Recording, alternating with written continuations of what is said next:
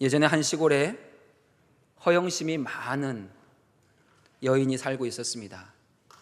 그 여인은 허영심으로 인해서 자신이 갖지 못한 것을 다른 사람들이 가지면 무조건 증오했습니다.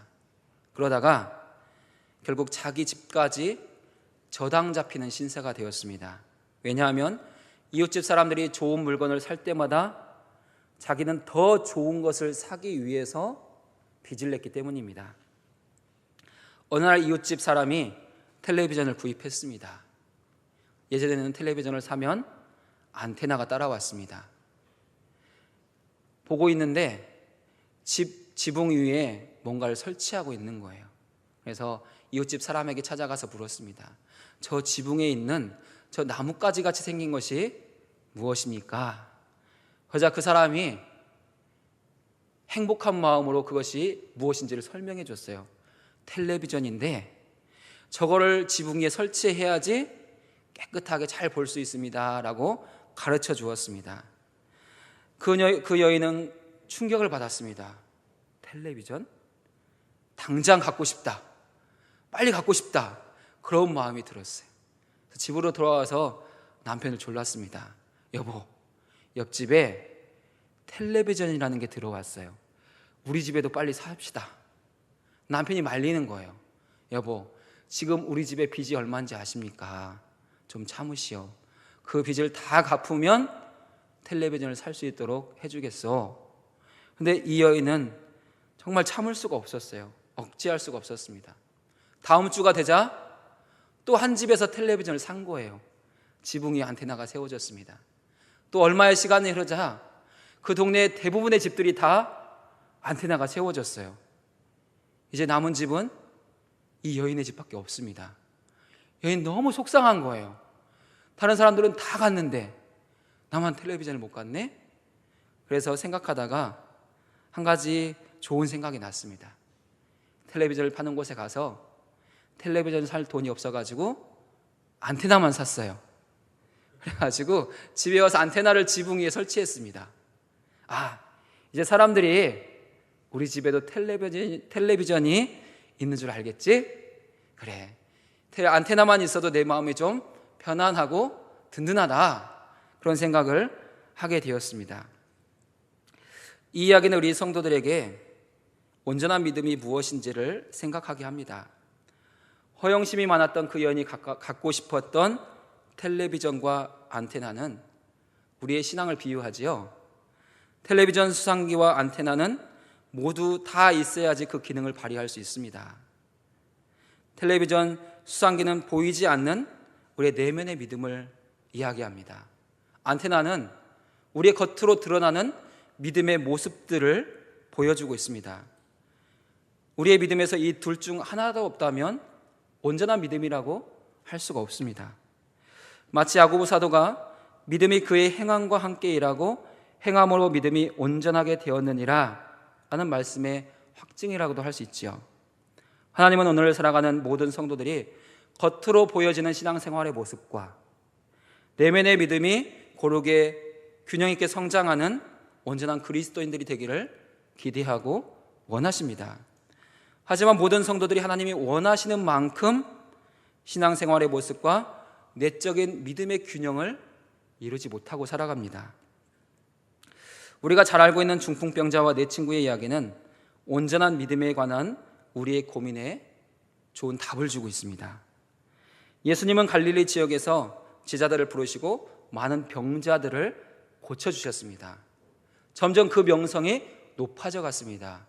그래서 바리새인과 사두개인들도 예수님께 말씀을 듣고 싶어 했습니다. 어느 날 예수님이 그 바리새인들, 사두개인들의 초대를 받아서 한 집에 들어갔습니다. 그런데 그때 한 중풍병자를 4명의 친구가 상에 메어서 데리고 왔습니다. 집은 이미 많은 사람들로 가득 차 있습니다. 이 중풍병자와 친구들이 들어갈 틈이 없습니다. 그러나 이들은 포기하지 않고 그 지붕을 뜯어냈습니다. 감히 그 집의 지붕에 올라가서 기와를 벗겨내고 구멍을 뚫고 친구를 달아내렸습니다. 상상도 할 수 없는 일이죠.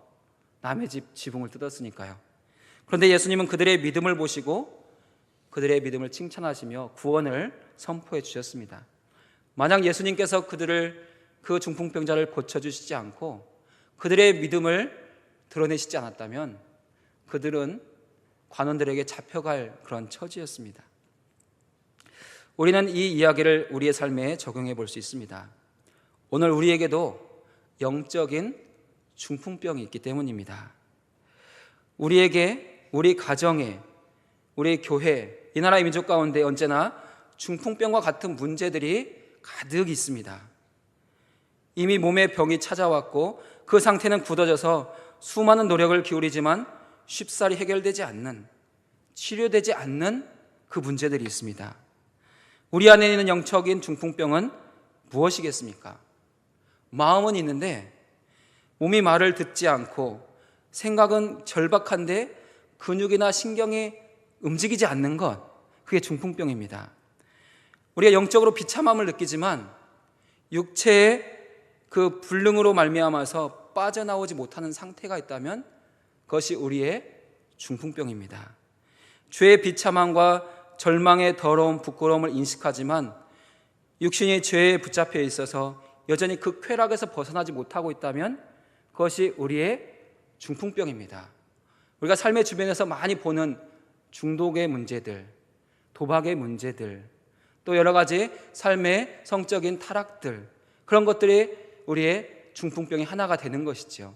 그리스도인인데도 불구하고, 매 주일마다 예배를 드리는데도 불구하고 그런 곳에서 빠져서 나오지 못한다면 그것이 우리의 영적인 중풍병인 것입니다.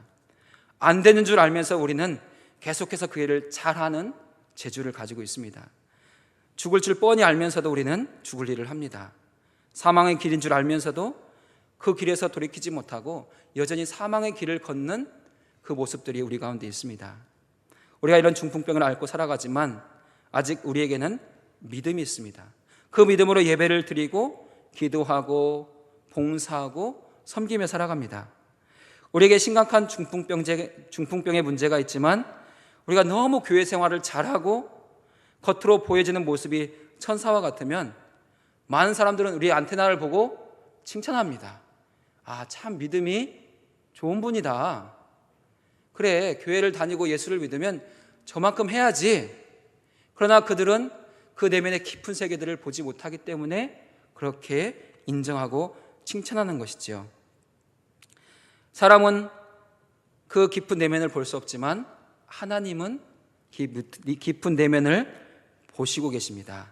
하나님은 우리가 안테나만 있는지 텔레비전 수상기도 갖고 계신지를 알고 계십니다. 그럼 어떻게 우리가 겉으로 드러나는 믿음과 우리 눈에 보이진 않지만 하나님께서 기뻐하시고 칭찬하시는 그 내면의 믿음의 균형을 이루고 온전한 믿음의 삶을 살아갈 수 있겠습니까? 하나님께서는 본문 말씀을 통해서 우리의 믿음이 온전해지는 세 가지 은혜를 허락해 주셨다고 말씀하고 있습니다. 먼저 우리의 믿음은 하나님께 가는데 방해가 되는 것을 제거할 용기를 주시는 주님으로 말미암아서 온전해집니다. 이 4절 말씀을 같이 읽어보겠습니다. 무리들 때문에 예수께 데려갈 수 없으므로 그 계신 곳에 지붕을 뜯어 구멍을 내고 중풍병자가 누운 상을 달아내리니. 아멘. 중풍병자를 위해서 친구들이 한 행동은 정말 과감하고 결단력이 있는 행동입니다. 멀쩡한 집의 지붕을 뜯어냈습니다. 누가복음에 보면 이 집은 보통 집이 아닙니다. 갈릴리에 있는 많은 사람들, 유대와 예루살렘에서 온 율법 학자들이 그 집에 있었다고 기록하고 있습니다. 그러니까 그 지역과 유대 지역과 예루살렘에 있는 유력한 사람들이 와 있는 집이에요. 그러면 그 집의 규모와 그 집의 위치를 가늠할 수 있습니다. 예수님이 초대받은 집은 그 지역 사회 안에서 그래도 인정받는 유지와 같은 그런 집입니다. 그 집을 허락도 없이 올라가서 지붕을 뜯어냈습니다. 이스라엘 집의 구조가 그 집을 잘 아는 사람들은 쉽게 뜯어낼 수 있는 구조로 되어 있습니다. 기와가 덮여 있고 그 아래를 뜯으면 흙과 돌이 있고 그것을 파면 집이 있습니다. 그것을 걷어내면 이제 집 안을 볼 수 있는 거죠. 집안 구조를 잘 아는 사람들이 있기 때문에 쉽게 그것을 뜯어내었습니다. 그런데 이 행동은 믿음을 갖지 않고는 도저히 흉내낼 수 없는 담대함이라는 것이죠. 하나님은 이 중풍병자와 4명의 친구에게 용기, 담대함을 주셨습니다. 믿음의 용기, 담대함은 전적으로부터 하나님께로부터 오는 것입니다. 성경에는 용기와 관련해서 여러 가지 말씀들을 주고 있습니다. 특별히 용기를 내라 그렇게 표현하지는 않습니다. 두려워하지 말라, 놀라지 말라, 강해라, 담대하라 그렇게 말씀하고 계시죠. 그런 표현이 성경에 144번이나 나와 있습니다.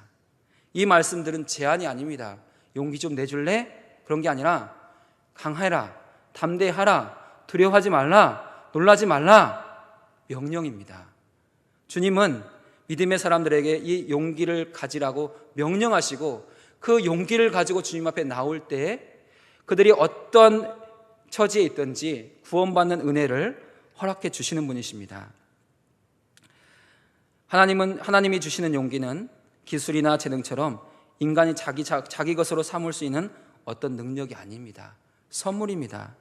그래서 토마스 아퀴나스는 용기를 본성 위에 쌓는 은혜라고 표현하고 있습니다. 하나님이 우리 가운데 주신 마음들이 있는데 용기는 그 위에 쌓아주신 하나님의 은혜라는 것이죠. 그러면 언제 하나님은 중풍병자와 4명의 친구들에게 용기를 주셨을까요? 그들이 언제 용기를 얻어서 내 친구를 데리고 가야겠다. 사람이 너무 많네? 어떻게 들어가지? 그래, 저 지붕이라도 뜯어내자. 그런 용기를 갖게 하셨을까요? 그들이 예수님의 소문을 듣고 예수님을 만나러 가야겠다고 생각할 때, 그들이 일어설 때 이미 주님은 그들에게 용기를 주셨습니다. 그들이 침상에 친구를 메어 들고 올 때 용기를 주셨습니다. 그들이 예수님 계신 지붕 위로 올라가서 그 지붕을 뜯어낼 때 용기를 주셨습니다. 예수님은 우리의 믿음이 큰 구원으로 응답될 때까지 계속해서 용기를 부어주십니다. 하나님은 우리가 주님의 구원을 기대하며 행동하려고 할 때 언제나 행할 수 있는 용기를 주시는 분이십니다. 성도들은 주님이 주시는 그 용기로 행동해서 구원을 얻고 승리를 경험합니다. 그러면 그 믿음은 더 커지고 더 강해지고 더 온전해지는 것이죠. 어느 날 악명 높은 한 장군이 이발소에 들어와서 자기의 머리를 깎아달라고 소리 지르고 있었습니다. 근데 만일 누구든지 내 머리를 깎다가 조금이라도 상처를 입히면 내가 당장 그 사람을 죽이겠다고 위협까지 했습니다. 그래서 아무도 이 사람의 머리를 깎으려고 하지 않았어요. 그때 한 젊은이가 나왔습니다. 장군님, 제가 머리를 깎겠습니다. 그래? 배짱이 좋군. 한번 깎아봐. 그래서 이 청년은 이 장군의 머리를 잘 깎아주었습니다.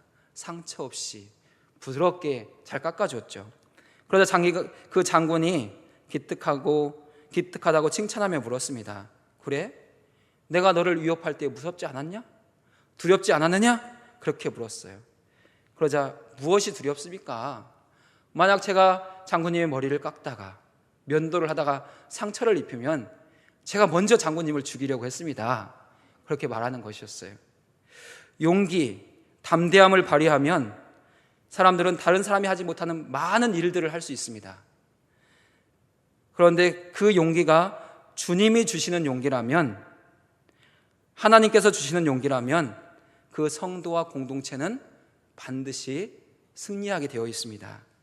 어려움의 문제를 이겨내고 질병을 치료하고 모든 사단의 권세를 물리칠 수 있습니다. 그것이 주님이 주시는 용기입니다. 하나님께서는 우리 성도들이 그 믿음을 가지고 우리에게 무엇을 말씀하시는지 그를 향해 담대하게 나갈 수 있기를 원하고 기대하신다고 말씀하고 계십니다. 두 번째로 우리의 믿음은 나도 모르는 믿음을 찾아내시는 주님으로 말미암아 온전해진다고 말씀하십니다. 5절 말씀을 같이 읽어보겠습니다. 예수께서 그들의 믿음을 보시고 중풍병자에게 이르시되 작은 자야 내 죄 사함을 받았느니라 하시니, 복음서에 기록된 많은 치유 사건들에는 예수님을 향한 간절한 기도, 간절한 부르짖음, 믿음의 요청들이 있습니다. 10명의 나병 환자가 예수님을 찾아왔을 때 그들은 소리를 높여서 예수님께 요청했습니다. 예수 선생님이여, 우리를 불쌍히 여겨주십시오. 그렇게 믿음을 말로 표현했습니다. 여리고성에서 살던 한 맹인은 다윗의 자손 예수여, 나를 불쌍히 여기소서, 그렇게 간구했습니다. 딸의 귀신에 들렸던 가나안 여인은 예수님께 소리를 질렀습니다. 다윗의 자손 예수여, 나를 불쌍히 여기소서. 내 딸이 흉악한 귀신에 들렸습니다. 아들의 귀신에 붙잡혀 있던 아버지는 소리 질렀습니다. 내가 믿습니다. 나의 믿음 없는 것을 도와주십시오. 그런데 본문 말씀에는 중풍병자와 그 친구들의 간구는 없습니다. 행동만 있습니다. 그러나 예수님은 그들의 행동을 통해서 그들의 믿음을 보셨습니다. 5절에 분명히 말씀하시잖아요. 예수께서 그들의 믿음을 보시고, 주님은 언제나 우리의 믿음, 성도들의 믿음을 보고 계신 분이십니다.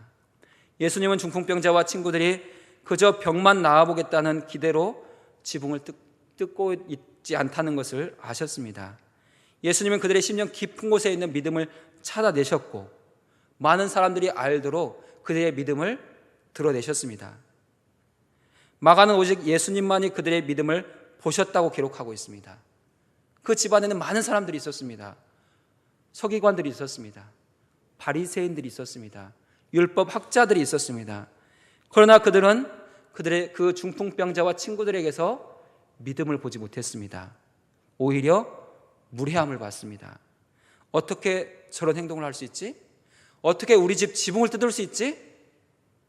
그들은 고발의 대상이라고 생각했고 그런 마음을 갖고 있었어요.